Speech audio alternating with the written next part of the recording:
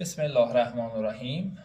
ضمن عرض سلام خدمت علاقه‌مندان به هنرهای رزمی، در این ویدیو میخوایم به صورت ابتدایی وضعیت گارد و 4 تکنیک اصلی دست رو توضیح بدیم. دست تخصصی و پای تخصصیتون رو عقب میذارید. من راست دست هستم، دست راستم عقبه و پای راستم عقب. دست غیر تخصصی و پای غیر تخصصی جلوه. دستی که جلوتره در واقع یه مقداری کمی به سمت جلوه، پهلوها رو توسط آرنجتون پوشش میدین. بس از دست عقب هم به همین شکل و چونم به بدن نزدیک میشه و سر به صورت مستقیم و بالا نیست که آسیب پذیر بشه. چونم به سمت بدن نزدیک میشه تا از آسیب پذیری شما کم بشه.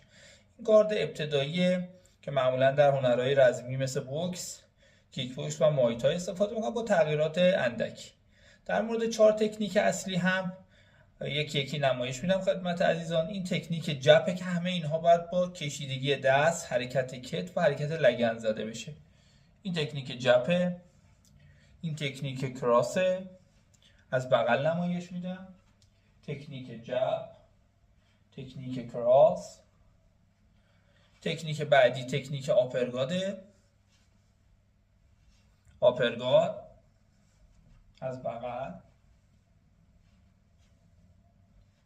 و تکنیک بعدی تکنیک هوکه که اگه از این ور زده بشه هوک روسی بهش میگن و اینم که هوکه که به صورت مرسوم تو مسابقات زده میشه.